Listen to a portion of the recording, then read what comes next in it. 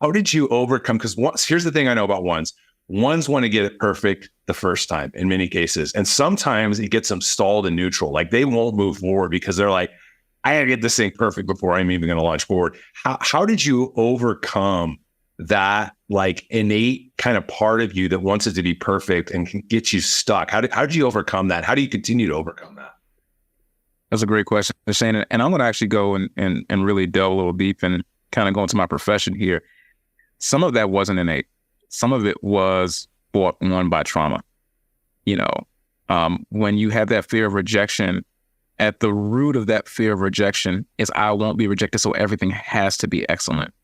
You seen my post recently, you know, maybe a couple of months ago about this whole everyone calling themselves an introvert. And I'm like, well, maybe you're just an extrovert masquerading. Maybe you're just into hurt that has not been processed yet. Right. So I literally had to do the hard work, the deep work of actually processing the traumatic events and even the events that may not, quote unquote, be considered traumatic, but the stockpiled events that I never dealt with, especially as a man. And even as a Black man, you know, you're told that just suck it up, don't cry, don't do whatever, you know, it's like, you got to learn to feel the feels. Why am I feeling this way? And then address that feeling, validate whatever those feelings are. Right. And so when that thing comes up in me, that everything has to be excellent, has to look and sound and be a certain way, ask the questions, pause. The power's in the pause, and the problem is in the pattern left unaddressed.